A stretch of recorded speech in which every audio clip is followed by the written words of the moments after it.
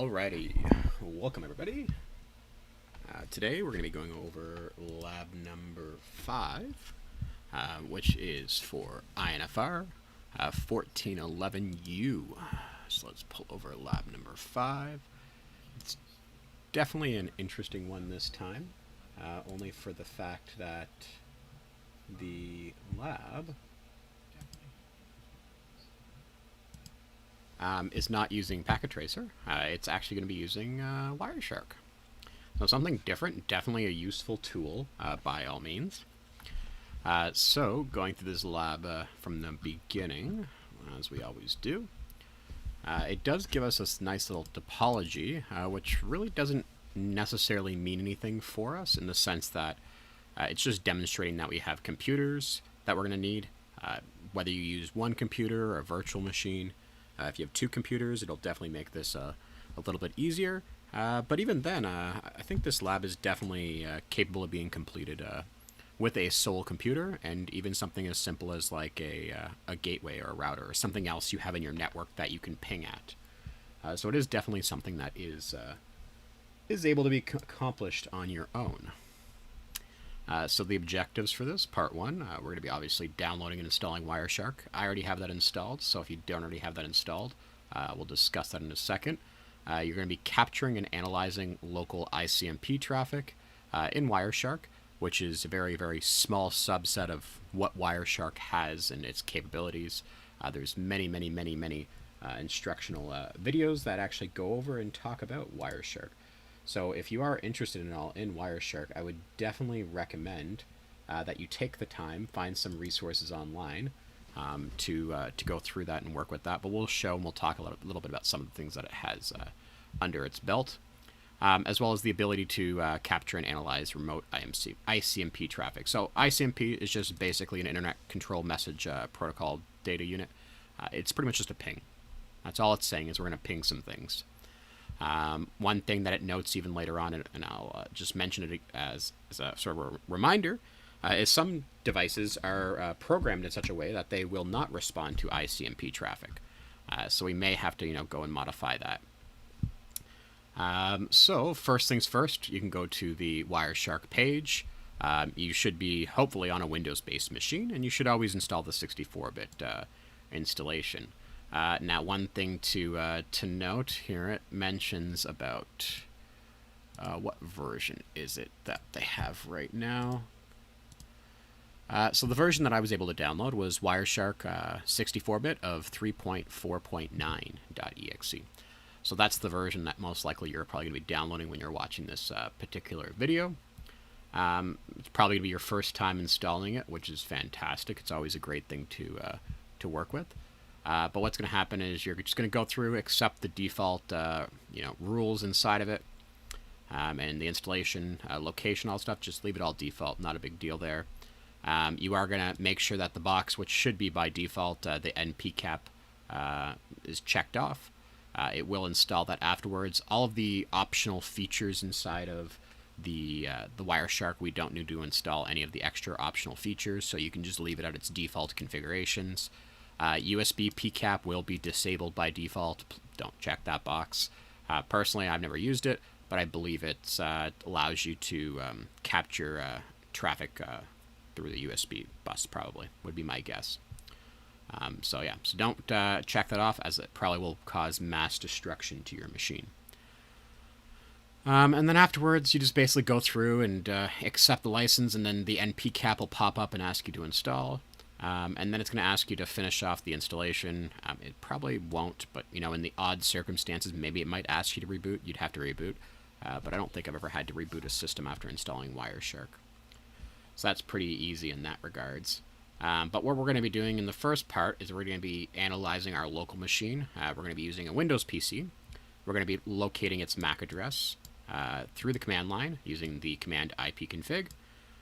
Specific switch option as the /all, which is going to allow us to see all of the information about every interface that's on our system. So that's definitely going to benefit us to some degree. And we're going to talk a little bit about some of the stuff you can see in there. And then, so it just goes through, it displays all the information. And it says here, asking a team member for their IP address or their MAC address. Yeah, don't provide them with your MAC address at this time. So, like I said, you can deal with this with a virtual machine or with your, another machine that's on your network. Chances are you have more than one computer inside your home. They don't really need to do much other than the fact that you're just sort of, having the ability to capture this ICMP traffic. So start Wireshark to begin the capture. We'll need to make sure if you have multiple interfaces that you select the correct interface to capture on. So I'll talk about that as well. So as an example, my machine has a virtual machine software installed, so it has multiple interfaces to choose from. If you happen to choose the wrong one, then obviously you won't be able to capture any traffic. So it's fairly obvious which ones are right and which ones are wrong, and I'll go through and show that to you as well. But then you're going to go ahead and do your ping to that IP address, and then you're going to see data start to appear inside your Wireshark window. So you're going to see your ping requests and your ping replies, and we'll go through those as well. And then after we're done, we're going to go ahead and hit the stop capture button, and then you're going to have to save the capture data, the local ICMP data. And then afterwards, we can go through, we can examine the actual ICMP. We can find the source and destination IP address, as well as the source and destination MAC address. So that's some cool things that you can do inside of there. And like I said, Wireshark just basically reads frames on the line.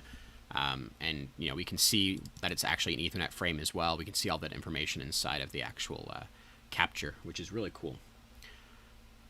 And then for part 3, we're going to start the data capture again. It's going to clear out the old stuff if you didn't save it. And we're going to ping some links. We're going to ping yahoo.com, cisco.com, google.com. Not too difficult there. After completing the capture, okay, add the 3 screenshots from the ping. So you're going to want to take a picture of, let's not click on that. You're going to want to take a picture of all 3 of those pings happening on your machine. And then you're going to want to, review the captured data for the MAC and that. List the destination IP and the MAC address for all 3 locations. Interesting. So one thing you're going to find out, there's going to be some sort of commonality, and we'll go through that together and look at that. But we're going to find the IP address for yahoo.com, the MAC address, what we received anyways for yahoo.com. We'll find something interesting out about that. The IP address for cisco.com, the MAC address for cisco.com, the IP address for google.com, and the MAC address for google.com.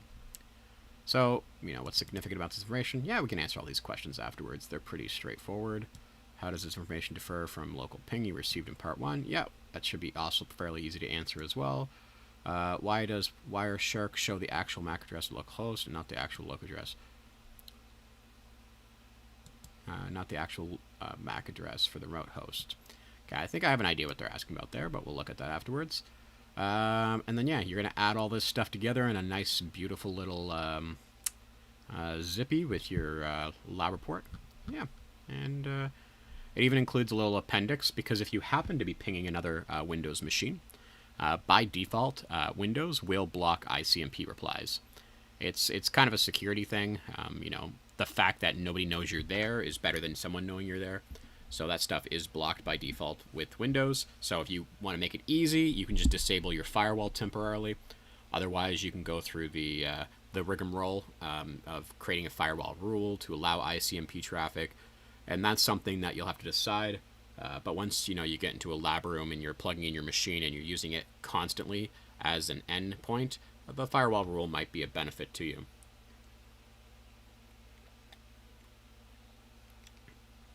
One other interesting thing, too, that may or may not happen is if you have an antivirus software with the firewall inside of there as well, you may possibly have to adjust that, too. So this is just for adjusting the ICMP allow rule for Windows.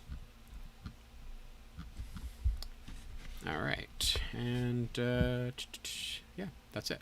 So I'm going to grab this. I'm going to throw it over to the side over here. So we have our command prompt, obviously. I've already gone and opened that up for us. And let me just get to the top of the lab so we can go through this. So first things first, it asks us to run the ipconfig/all. So let's do our little ipconfig/all. So we run through, we've done our ipconfig/all, and as I mentioned before, we're gonna have a ton of information here. So we have like my Windows IP configuration. This is just stuff about my computer. We have my Ethernet adapter 1, Ethernet adapter 2. I have my VPN adapter. I have a wireless LAN adapter, and then I got another virtual wireless LAN adapter, which I believe come with Wireshark. I can't remember why they automatically get installed. We have my VMware adapters, so we got VMware Net 1, VMnet 8, VMnet 10. Basically, typical installation for VMware is going to toss in 3 adapters for you. And then I have my actual wireless LAN adapter, and then I have a Bluetooth adapter. So lots of adapters to pick from, but the question is asking what's the MAC address of your physical adapter. And I guess that's going to be all relative depending on how you're connecting. If you're connecting wired, we're looking for an Ethernet adapter. If you're connecting wireless, you're looking for a wireless adapter. So as you can see, my Ethernet adapters have their media disconnected, therefore they're not connected. If I look here, we can find my wireless LAN adapter, which is the one that my laptop is currently connected to the internet with. And it has a MAC address, which is the physical address here, of 04 ED 3398 39 and 8D. And you might ask yourself, what's the whole purpose behind that? And the whole purpose behind that is it is broken up into 2 portions. The first portion here, so the first 24 bits are used to identify the manufacturer, and the last 24 bits are used to identify the adapter itself. So it should be a unique adapter. In the grand scheme of things, maybe you may run into one that has, matching things. And one other thing you'll also notice about this, instead of being like a binary, which is base 2, we're looking at something that is base 16. So it's 0 through 9, A through F. And you'll see it's in groupings of 2. So that's our wireless LAN adapter. And just so we don't forget about it, let's just go ahead. And I'm going to grab a little notepad file just so we can check these numbers into it. So, wireless LAN. And our wireless LAN MAC is bang. So just simply highlighting it on the screen, pressing enter, we'll copy it. If you want to do an extra step, sure, we can grab the IP address. I don't believe we actually need it, but it may come in handy. And because I'm completing this inside of my VM, which I have running right here, I need to see what adapter this is using. So I can go ahead, I can go open up my adapter settings. It's using my NAT adapter. So if I go under my virtual network editor, I pull this over here, we can see it's using VMnet 8. So we go back here, I'm going to locate my VMnet 8, and the reason why this is important is because this is the adapter that I'm going to be using with my virtual machine. So we can see here, same thing, we have an adapter, its MAC address, its physical address, we have our three groupings of information for the manufacturer, and our other 3 groupings of information for the adapter number. So let's just go ahead and key this over here. VMnet 8. That's its MAC address, and the IP address that my computer has, which will be the default gateway for this, is 192.168.168.1. Alright. And I think that's everything we need from this. Let me go back to see the lab really quickly. Yeah, ask the team member for their PC's IP address, but do not provide them with the MAC address at this time. Ooh, challenging. So let me just log into my virtual machine over here. It's just a little Linux virtual machine. Clear this up, and we're going to go ahead and we're going to run Ifconfig to get my IP address. Now, I'm pretending that I can't see the MAC address. I'm clearly blind. My IP address is right here. My internet address is 192.168.168.145. So I'm going to put here other computer, and its IP address is 192.168.168.145.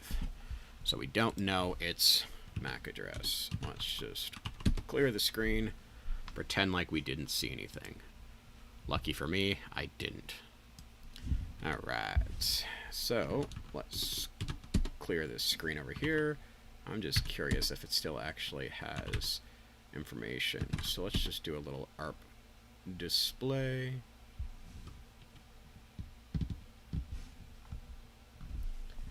Yeah, we have a little entry in there. So let's just go ahead, and I'm also going to delete the entry just for some sake of extra traffic we can capture. So I'm going to delete 192.168.168.145. So what you'll see here is that I have a dynamic Arp entry, one that's created automatically based on my machine. So, I guess it would help if I actually use the command. So it's not delete. It is arp-d requires elevated permissions. Yes, that's right. We do need to have actually an admin prompt. So let's do that. So simple way of doing that is you can go to your start menu, type in CMD, press Control-Shift-Enter. You can also just highlight over the command prompt area you got, right-click on one of them, or shift-right-click rather. Shift-right-click, and then you can run as administrator. So different command prompts. We see got command prompt here, and we got an administrative command prompt. So let's do our arp-d 192.168.168.145. There we go. And if we do our little delete, I'm wondering if it's going to beat us to it, though. Nope, it still is removed. So when we do our ping, we should actually get some nice traffic. So over here on the side, I actually have Wireshark open right now. So let's pull it over here. So this is where I was talking about you need to be able to find the correct adapter you're looking for. So if you recall, I'm capturing stuff between me and my virtual machine. So what I am looking for is I am looking for VMnet. What a pain. I'm looking for VMnet 8, which I believe is that one there. Okay, so we're going to minimize that like that. And from my host, let's get my command prompt, and we're going to do a ping to 192.168.168.145. Wait for my traffic to build up. Oh, this is so beautiful. Perfect. So what we see here is we have some requests coming from my host machine. Request, request, request. And then we have reply, reply, reply, reply. So we get a reply for every single request that was sent out. You might not have this already, and it's because I actually already typed in the ICMP. But in the top here for the filter, you just type in ICMP. And that basically allows us to filter out this specific traffic here. And now my question is, yeah, see if you clear out the filter, so you click on the X, you can see all the traffic that's going through. So lots and lots and lots of traffic. Stuff we don't need, so let's just go ahead and put back in our ICMP. There we go.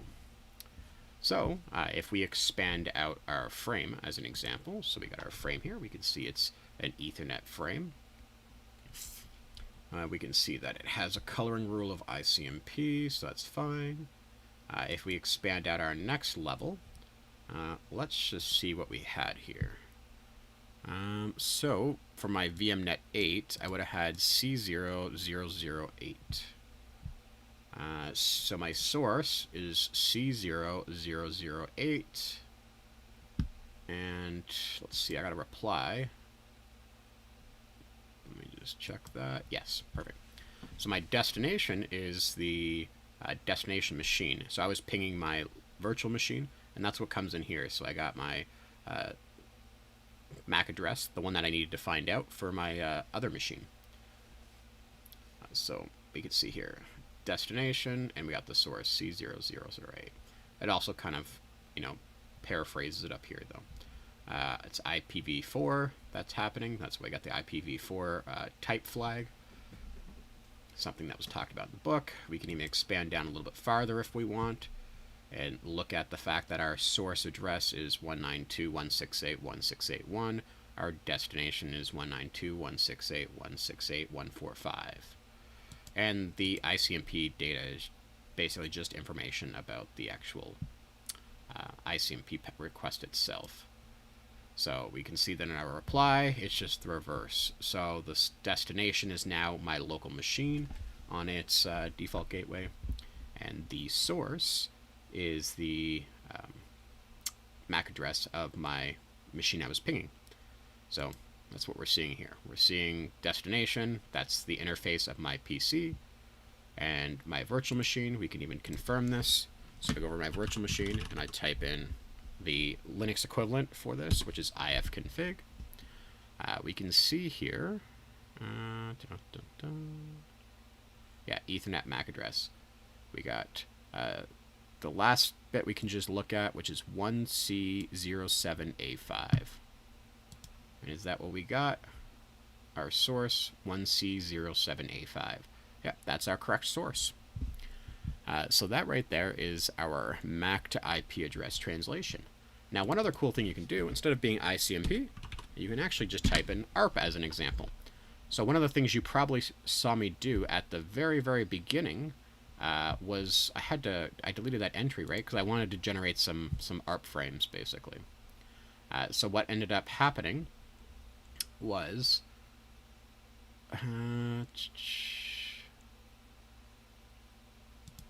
here we go. This probably would have been right when I sent off that initial packet. So it's basically saying, who has the address 192.168.168.145? Let the owner of 192.168.166.8.1 know. So we can see that the source is my host machine. The destination is a layer 2 broadcast, so it's all Fs. And that's sort of like our little ARP frame. And then what ends up happening is that particular device then sends off a reply. So the source is the MAC address. We know that now because we did a ping, but it's 1C07A5. And the destination is my host machine. So my Linux machine was messaging my host machine to give it a reply back to its ARP request, which was part of this broadcast right here saying, hey, who has this information? Let me know, because we need to, fill my ARP table, because I cleared it out. So if I go over here now, and I run the ARP-A, you'll actually see I now have my dynamic entry there, 1C07A5 for my IP address, 192.168.168.145.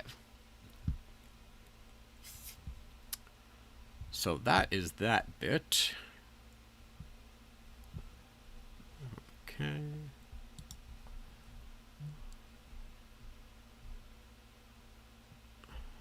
Now, if you happen to not have another machine, that is something that could be possible.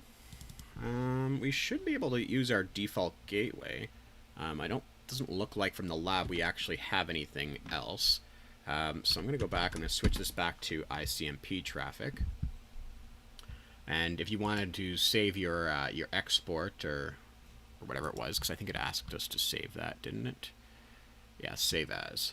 So basically, you'd want to come in here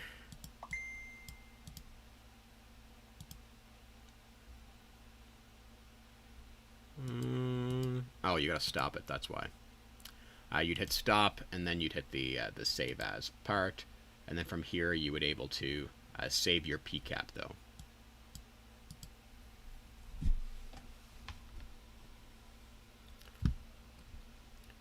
So let's go ahead and restart this back up again.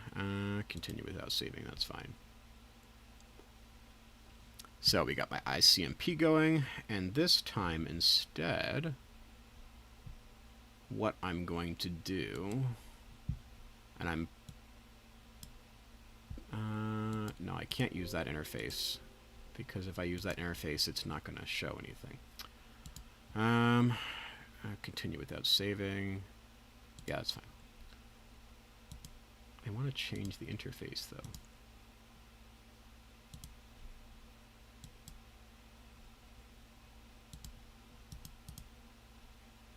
Stop.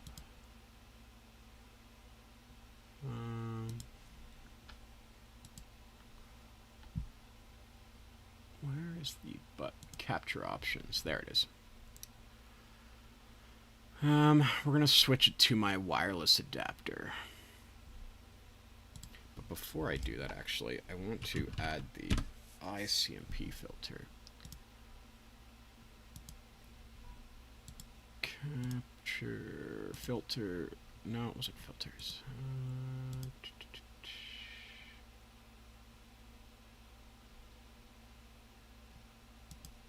There we go. Options.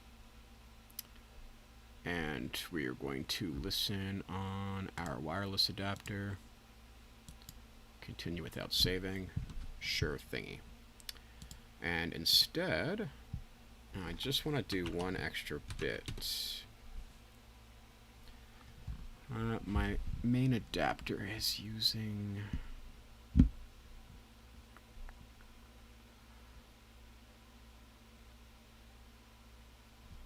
What was my IP address? Ifconfig, wireless is 1.7. Okay, so I want to clear out my default gateway as well. So let's do an arp-d 192.168.1.1. Okay, and now we can do our ping to 192.168.1.1. And we see we have our 4 pings happening, and we can see the same thing happening here. It's a little bit more difficult because we'll have to do more investigation to figure out what the actual adapter is, but I know it's a Netgear router that it's connecting to, so that's fine. So we have a request, request, request, request, reply, reply, reply, reply.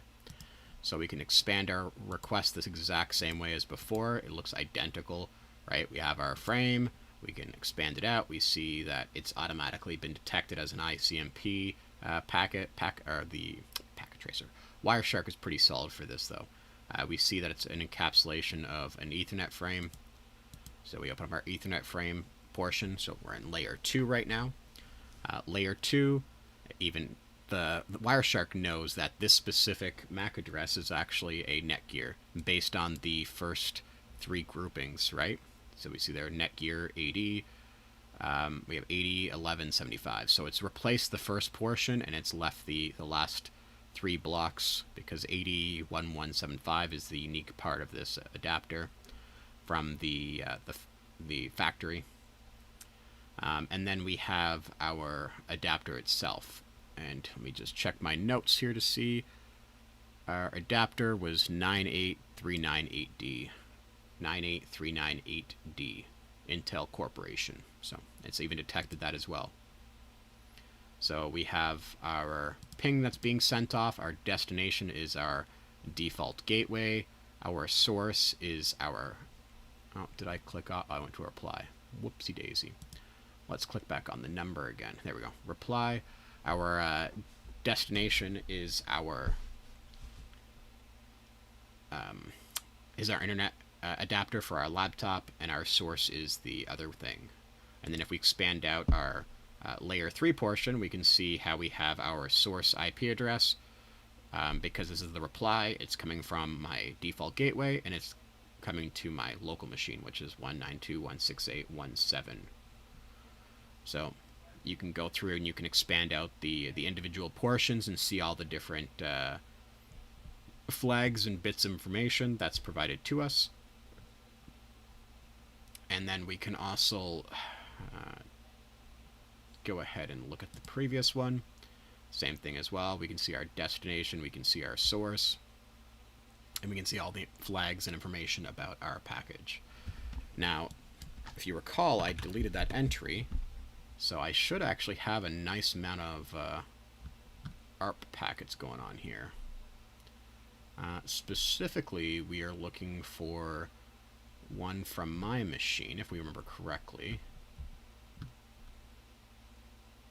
And here it is, right here. Because I deleted it, and as soon as I sent off the package, we can see here my computer saying, hey, who has 192.168.1.1, which is the default gateway, and it says, go ahead and tell me. And it's telling me as in my local laptop's interface. And then the netgear says, I have the address 192.168.1.1 at, and then it provides its MAC address. So then that's now added to my ARP table. So if I go to the command prompt now, I can go ahead and run my arp-a, and we can see I now have that entry re-added back in there again. And let's just do a little check, see if it matches. It does. DCEF 09801175. So we see that 192.168.1.1, and it's given a physical address, and it's dynamically configured, not statically. So it's been configured automatically from this ARP process. So that's actually kind of cool. And then you got to go ahead and save that capture as well if you hadn't already saved it anyways. But this is just an example of using my default gateway for something similar, right? It just needs to be a node on your network that you can accept traffic to. That's at least the way the lab looks. You know, I would also maybe even go a step further and sort of reach out and confirm with the professor, and maybe even write about it in your lab, how you use the default gateway instead of a computer because you didn't have one. Or maybe you do have a computer, another one, right? Doesn't need to be anything special, it just needs to be something that you can ping. So, question. Does the source MAC address match your PC interface? Yes. Yes, it did, right? Remember, we had this from before.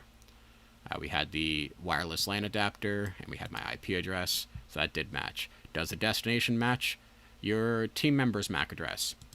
You know, in my case, I did it with VMware. Yes, it does. If you wanted to be 100% certain that this actually truly did match, on the bottom or back of your router, there's a sticker, and on that sticker, it'll tell you what its MAC address is.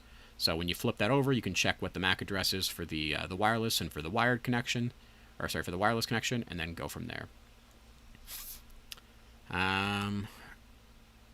How is the MAC address of the PC? How is the MAC address of the ping PC obtained by your PC? Well, we just went through that, right? It's obtained through the ARP process. So this automatic addressing system for layer 2. As we can see, once again, my computer sends off a broadcast layer 2 packet. It's all Fs. And then it sends it out. I only have one interface, but if this was going to a switch as an example, and this was another adapter somewhere, it would go into that switch, then the switch would forward this broadcast layer 2 packet out to all the other devices on my network. And then whoever had it would then respond back with a unicast. And this unicast is specific just to me. So it sends back a message with the MAC address, remembering because this is layer 2, we don't need that layer 3 IP address. So it just responds and it says, yes, I have that address. This is my MAC address. Let's be friends. And that's part of the reason why when we do those pings and things like that, when we're dealing with our networks, you may notice the first couple packets fail, and that's just, it's time to build up the databases. Similarly, if you had a web server and you were configuring DNS for the first time, you'll notice that typically when you configure the web server to the DNS name, it'll say something like, it may take up to a few hours for it to update across the internet and for that kind of stuff to happen. So the next part, we're going to go ahead and we're going to do a ping to yahoo.com, cisco.com, and google.com. Fairly easy. So let's go ahead. We're going to go and stop this. Put put that back to ICMP. And we're going to go ahead and restart this capture, continue without saving. Perfect. Here we're going to open back up my adapter. And we are going to go ahead and ping www.yahoo.com. And we can see my few pings went off without a hitch. So we can actually even see right off the bat, right? I pinged yahoo.com, but you'll notice I didn't actually ping that specific site. What happens is my ping is actually going through a process in the background. It's translating its DNS address from yahoo.com. And specifically, I'm trying to access the subdomain of www from the Yahoo server, which is then being converted, so to speak, to new-fp-shed.wg1.b.yahoo.com. Basically, it's handing me off to its specifically to its web server, and which one it is doesn't really matter to me necessarily. So we pinged it, and we got to ping a couple other sites. So let's go to ping cisco.com. Do we want to ping it yet? We'll hold off so I don't get this all mixed up. Okay, so we do my ping request here.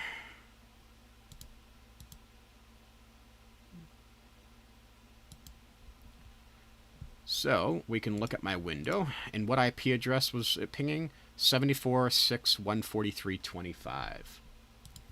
So we open up our first thing, same thing as well. We can see our Ethernet frame. Interesting, eh? Check this out. So we know for a fact that Intel Corp 98398D is my local wireless adapter, and we know my other bit, which is my destination. Netgear AD 1175 is my router that I'm talking to, but I pinged Yahoo, right? Well, remembering that MAC addresses are specific to layer 2. And we have my reply that comes back. See, same thing. The source is Netgear. The destination is me. However, check this out. Wrapped inside of that, in my layer 3, I have that source IP address. And I got the destination IP address. Interesting, eh? Interesting. So what's actually happening here, as we've discussed, hopefully, or we have discussed anyways in classes, is the fact that when we ping something, or when we send any package down the line, it goes through a decapsulation and an encapsulation process over and over and over again as it's being passed around. So if I grab this little file, I'm just going to zip this up here for a second so I can use the topology. So basically what ends up happening is when this computer right here wants to talk to something on the internet, it creates a frame. And that piece of information is basically going to have a MAC address. And the MAC address, remembering that so far we've talked about quite often, is it's going to be the default gateway, right? Because it has to get out of the network. So that ping has a source MAC address of this computer. It has a destination MAC address of this computer. But it has a source IP address of this PC and a destination IP address of whatever it is in the internet. So it says, this IP address is not on my local LAN. I'm going to forward it to my default gateway. So that package goes from here, and it goes to the default router, and it comes over to this router. And then the router goes, yeah, I don't have that network attached to me, so I'm going to forward that package to my default route, which is basically out this interface into the World Wide Web. So when it goes to forward that out that interface, it rebuilds the layer 2 packet.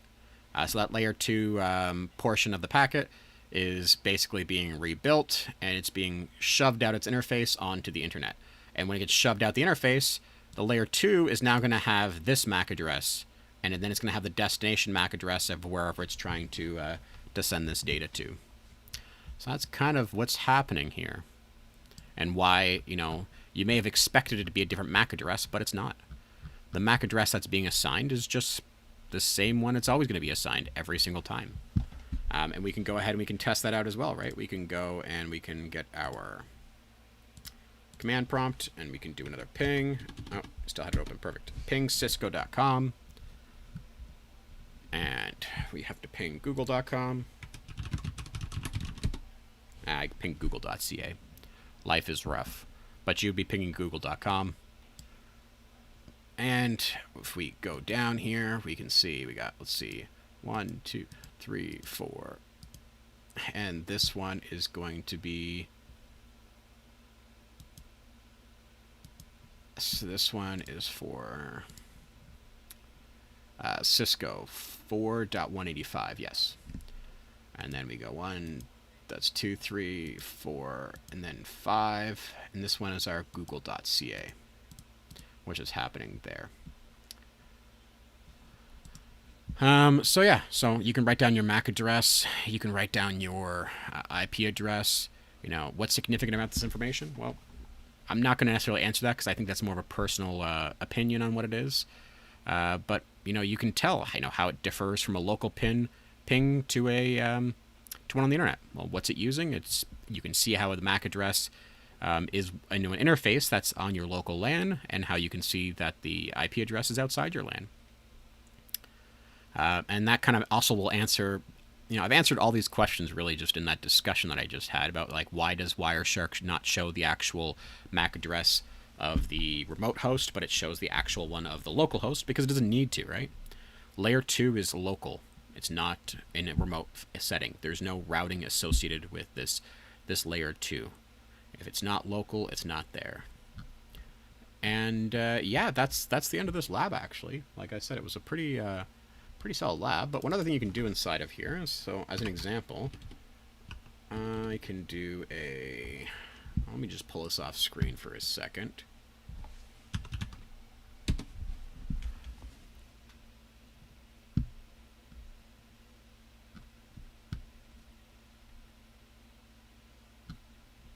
Let's see if I can find the entry for it. So in that same filter, you can, as an example, like put in a DNS, for instance.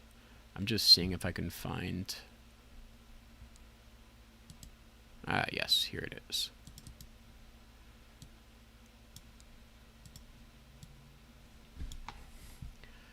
So we see here, we have our query, right? I pinged cisco.com. So I got my little query here, 72.163.4.185. So this is actually my machine sending out that that ping to cisco.com. It doesn't know cisco.com's IP address, so it had to actually send out a query to get that. Similarly, we also did our query for our google.ca. So that also happened there as well. And can I do that way? No, I can't do it that way. I have to actually...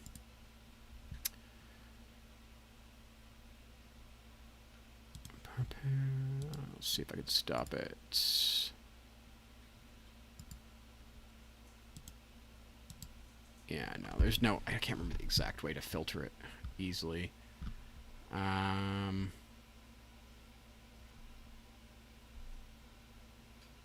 There's our Yahoo one, though.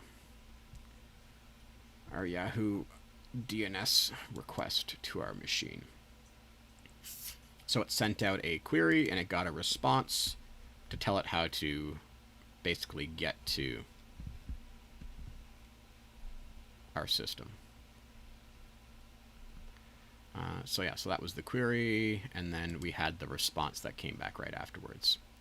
So www.yahoo.com has a CNAME of, and then that's the name that we were pinging, if you remember, and the IP address that it was pinging, or at least one of them anyways. It had multiple addresses. There's all sorts of like interesting things you can do inside of Wireshark, right? You can basically filter and choose data, you know, as you see fit, so to speak. Let me just see.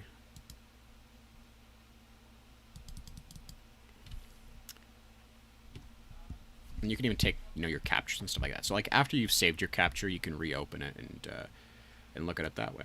But yeah, that's pretty much it for the lab. I got nothing else to to cover. So hopefully you found the information useful. I guess really the only other thing I could discuss would be if you wanted to add a firewall rule. Let me just see what rules I have in there already.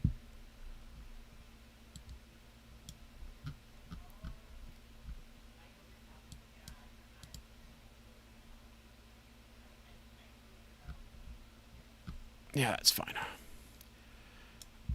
Okay, so you can go here, you can click on New Rule, and I guess if you wanted to get here, you could just go to the Start menu and just type in Firewall, and it will bring you to this location. You click on New Rule, and then when you want to add the new rule here, we're adding an ICMP request. So on the custom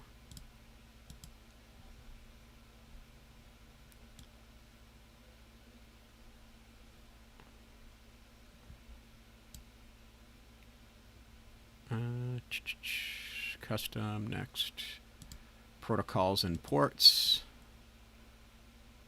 We're looking for ICMP.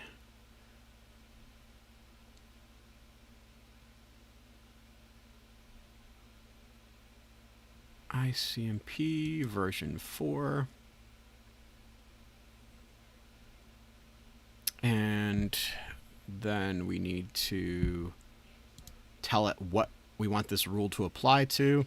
And this is sort of like the debatable bit, you know. Do you want it to apply to everything, not everything? And it's a rule you can disable, enable, so you can just leave it on as that and then disable it when you don't need it. Or if you know specifically which interface you want to apply it to, or maybe like which, if you know the labs as an example are always going to be using in the 10 network, you can set that specific 10 network to be only allowed.